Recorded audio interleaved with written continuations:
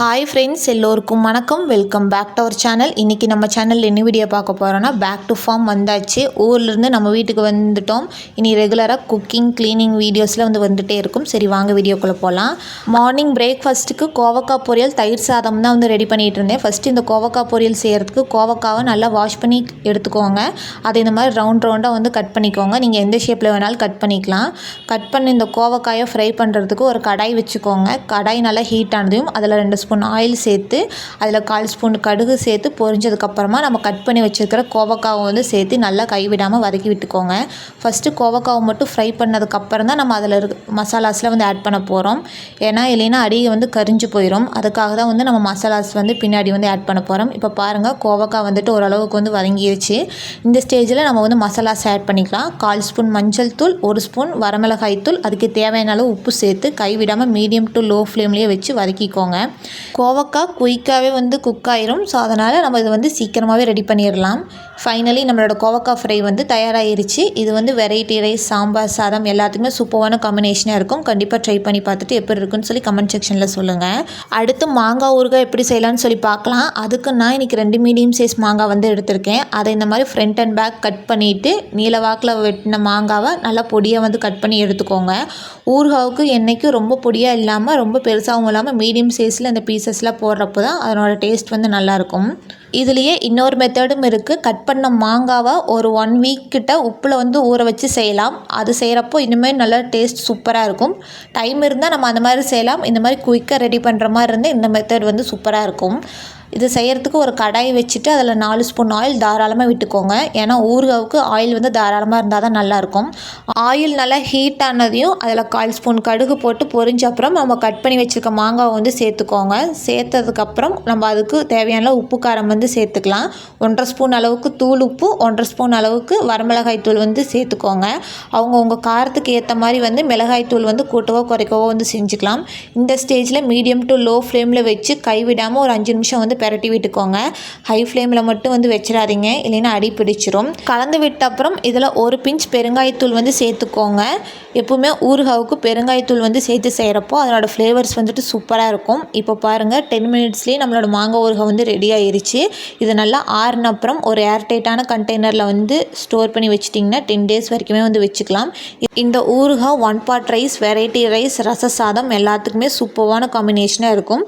இதை ட்ரை பண்ணி பார்த்துட்டு எப்போ இருக்குன்னு சொல்லி கமெண்ட் செக்ஷனில் மறக்காமல் சொல்லுங்கள். அடுத்து தயிர் சாதம் எப்படி ரெடி பண்ணலான்னு சொல்லி பார்க்கலாம் வாங்க. அதுக்கு ஒரு கடாய் வச்சுட்டு கடாய் ஹீட் ஆனதையும் அதில் 2 ஸ்பூன் ஆயில் விட்டுக்கோங்க. ஆயில் சூடானதுக்கப்புறமா கடுகு, கடலைப்பருப்பு, உளுந்தம்பருப்பு போட்டு பொரிஞ்சதுக்கப்புறம் நீலவாக்கில் நறுக்குன ஒரு மீடியம் சைஸ் பெரிய வெங்காயம் சேர்த்துக்கோங்க. அது கூடவே ஒரு சின்ன சைஸ் இஞ்சி தட்டினது, ஒரு மீடியம் சைஸ் பச்சை மிளகாய் பொடியாக கட் பண்ணது, 4-5 வரமிளகாய், 4-5 கருவேப்பிலை போட்டு நல்லா இந்த மாதிரி வதக்கி விட்டுக்கோங்க. வெங்காயம் நல்லா வதங்கிறதுக்காக கொஞ்சமாக அதுக்கு தேவையான உப்புமே சேர்த்துக்கோங்க. தயிர் சாப்பாட்டுக்கு இந்த மாதிரி பெரிய வெங்காயம் சேர்த்து செய்கிறப்போ அதனோட டேஸ்ட் சூப்பராக இருக்கும். கண்டிப்பாக ட்ரை பண்ணி பாருங்கள். இப்போ நம்மளோட தாளிப்பு ரெடி ஆயிருச்சு. இந்த ஸ்டேஜில் கெட்டியான தயிர் 2 ஸ்பூன் ஆட் பண்ணி நம்ம தாளிப்போடு மிக்ஸ் பண்ணி வச்சுக்கோங்க. இது ரெடி பண்ணுறதுக்கு முன்னாடியே நம்ம வேக வச்ச சாதத்தை நல்லா ஆற வச்சு வச்சுக்கோங்க. ஏன்னா தயிர் சாப்பாட்டுக்கு சூடாக சாப்பாடு சேர்த்தோன்னா அது நல்லா இருக்காது. ஆறின சாப்பாடு தான் சேர்க்கணும். ரெடி பண்ணி வச்சுருக்க தாளிப்பு மேலே நம்ம ஆற வச்சுருக்கிற சாப்பாடு சேர்த்து அதுக்கு மேலேயே 2 ஸ்பூன் வெறும் தயிர் சேர்த்துக்கோங்க. சேர்த்து விட்டுட்டு நல்லா பொறுமையாக கலந்து விடுங்க. கலந்து விட்டதுக்கப்புறமா அதில் நம்ம காய்ச்சி ஆற வச்ச பால் சேர்க்க போகிறோம். எப்பவுமே தயிர் சாப்பாட்டுக்கு தயிர் கம்மியாகவும் பால் அதிகமாகவும் ஊற்றி செய்கிறப்போ அதனோட டெக்ஸ்சர் சூப்பராக இருக்கும். சாப்பிட்றதுக்கு நல்லா க்ரீமியாக இருக்கும். ஒருவேளை நீங்கள் தயிர் அதிகமாக சேர்த்துட்டிங்கன்னா அது புளிப்பு சுவையாக இருக்கும். ஸோ சாப்பிட்றதுக்கு நல்லா இருக்காது. ஸோ இந்த மாதிரி நீங்கள் ட்ரை பண்ணி பாருங்கள். மேலே மல்லித்தலை தூவி இறக்கிட்டிங்கன்னா நம்மளோட கர்ட் ரைஸ் ரெடி. இதுக்கு சைடிஷ் கோவக்காய் பொரியல், மாங்காய் ஊறுகாய். ஆஹா, சூப்பரான காம்பினேஷன்.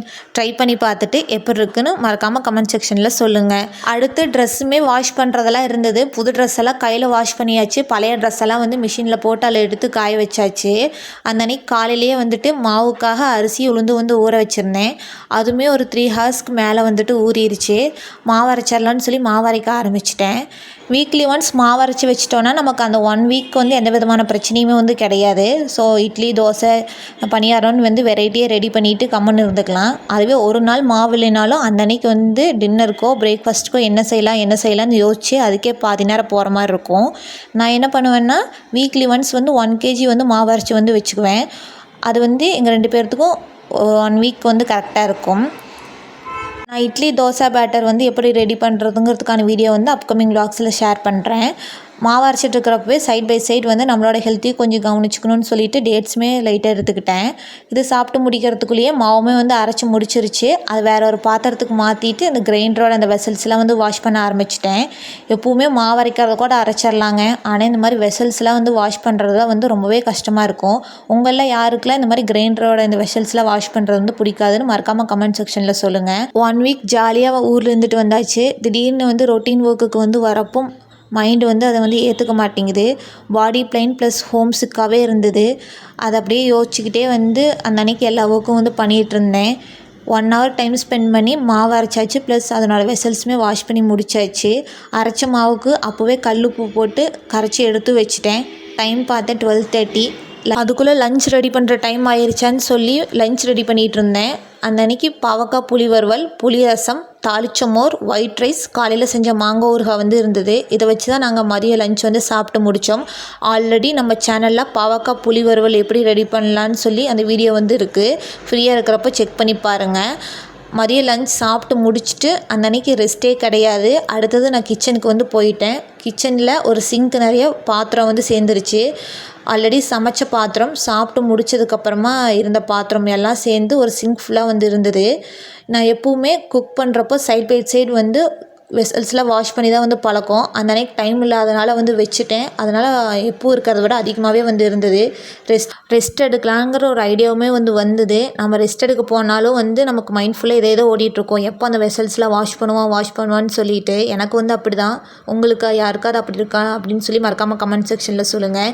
ஒரு வேகத்தில் வந்து எல்லா வெசல்ஸுமே ஒரு 1/2 hourக்குள்ளே வந்து வாஷ் பண்ணி முடிச்சாச்சு. இது வாஷ் பண்ணி முடித்தேன். சரியே காலையில் வாஷ் பண்ண ட்ரெஸ் எல்லாமே வந்து நல்லா காஞ்சிருச்சு. அதெல்லாம் எடுத்துகிட்டு வந்து ரூமில் வச்சு ஃபோல்ட் பண்ண ஆரம்பிச்சிட்டேன். நான் என்ன செய்வேன்னா ட்ரெஸ் எல்லாம் அதுக்கு தகுந்த மாதிரி வந்து ஃபோல்டிங்லாம் வந்து பண்ணுவேன். ஷர்ட்னால் அதுக்கு தகுந்த மாதிரி ஒரு ஃபோல்டிங், டாப்ஸ், லெகின்ஸ், பேண்ட் இது எல்லாத்துக்குமே ஒவ்வொரு விதமான ஃபோல்டிங் மெத்தட் வந்து இருக்குது. அந்த மாதிரி வந்து நம்ம மடிக்கிறப்போ வந்துட்டு அந்த இடத்துல வைக்கிறதுக்குமே நீட்டாக இருக்கும். ஸோ பார்க்குறதுக்குமே நல்லாயிருக்கும். இதுக்கான டீட்டெயில் வீடியோ வந்துட்டு நான் அப்கமிங் விலாக்ஸில் வந்து ஷேர் பண்ணுறேன். மறக்காமல் செக் பண்ணி பாருங்கள். உங்களில் யாருக்கெல்லாம் இந்த மாதிரி ஃபோல்டிங் பண்ணுறதுக்கெலாம் வந்து பிடிக்கும், நீங்களும் இந்த மாதிரி வந்து ஃபோல்ட் பண்ணுவீங்கன்னு மறக்காமல் கமெண்ட் செக்ஷனில் வந்து சொல்லுங்கள். ஃபோல்டிங் பண்ண ட்ரெஸ் மட்டும் ஒரு 10 செட் கிட்ட வந்து இருக்கும். நான் போன வீக் ஊருக்கு போகிறதுக்கு முன்னாடி வாஷ் பண்ணி வச்சுட்டு போன ட்ரெஸ் தான். இன்பிட்வீனில் சேர்ந்தது தான் இது எல்லா ட்ரெஸ்ஸுமே. எப்போவுமே ட்ரெஸ் எல்லாம் அப்பப்போ வாஷ் பண்ணி தான் வந்து பழக்கம். அந்த அன்றைக்கி எல்லாமே வந்து ஒன்றா இருந்த மாதிரி இருந்தது. ஸோ வெசல்ஸ், ட்ரெஸ் வாஷ் பண்ணி ஃபோல்டிங் எல்லாம் ஆல் இன் ஒன்னாக வந்து இருந்தது. ஒரு 1/2 hour டைம் ஸ்பெண்ட் பண்ணி எல்லா வேலையுமே வந்து அப்போ வந்து முடிச்சாச்சு. ஃபோல்ட் பண்ண கையோடு எடுத்துகிட்டு போய் அதே எனர்ஜியோடு வந்து ரேக்லேயுமே வந்து வச்சாச்சு. அதுக்கடுத்து லக்கேஜ் பேக், ஜூட் பேக் எல்லாமே வாஷ் பண்ணியிருந்தேன். அதையும் எடுத்துகிட்டு போய் வச்சதுக்கப்புறம் எனர்ஜி வந்து நல்லாவே லோ ஆயிடுச்சு. ஓகே, டீ சாப்பிட்லான்னு சொல்லி டீ சாப்பிட்டேன். ஒரு 6:30 போல் நைட் டின்னர் வந்து ரெடி பண்ண ஆரம்பிச்சிட்டேன். அந்த அன்றைக்கி மதியம் வச்ச ஒயிட் ரைஸ் வந்து மீதமாக இருந்தது. எக் ரைஸ் மாதிரி செய்யலான்னு சொல்லி ஐடியா வந்தது. ஃபஸ்ட்டு இந்த எக் ரைஸ் செய்கிறதுக்கு ஒரு கடாய் வச்சுக்கோங்க. கடாய் நல்லா ஹீட் ஆனதுக்கப்புறமா அதில் ஒரு 3 ஸ்பூன் ஆயில் ஆட் பண்ணி கடுகு, கடலப்பருப்பு, உளுந்தம்பருப்பு போட்டு பொரிஞ்சதுக்கப்புறமா நீலவாக்கில் நறுக்கின பெரிய வெங்காயம், ஒரு பச்சை மிளகாய், கொஞ்சமாக கருவேப்பிலை இலை போட்டு வதக்கிக்கோங்க. அது நல்லா வதங்கினதுக்கப்புறமா அதில் 1 ஸ்பூன் இஞ்சி பூண்டு பேஸ்ட், ஒரு மீடியம் சைஸ் தக்காளி, 1 ஸ்பூன் மிளகாய்த்தூள், 1/4 ஸ்பூன் மஞ்சள் தூள் சேர்த்து அதனோட பச்சை வாசனை போகிற அளவுக்கு வந்து நல்லா பெரட்டி விட்டுக்கோங்க. இப்போ பெரட்டி விட்டதுக்கப்புறமா அதை ஒரு ஓரமாக எடுத்து வச்சுட்டு அதுக்கு பக்கத்துலேயே 3 மீடியம் சைஸ் முட்டையை வந்து உடச்சி சேர்த்துக்கோங்க.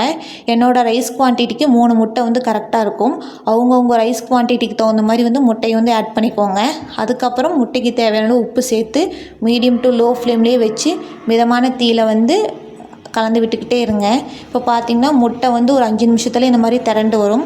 இந்த ஸ்டேஜில் நம்ம எடுத்து வச்சுக்கிற ஒயிட் ரைஸை நல்லா உதிர்த்தி வச்சு அதில் வந்து சேர்த்துக்கோங்க. அதுக்கு தேவையான அளவு உப்புமே ஆட் பண்ணிவிட்டு ஹை ஃப்ளேமில் வச்சு ஒரு 5 நிமிஷம் வந்து கண்டினியூஸாக வந்து கலந்து விட்டுக்கிட்டே இருங்க.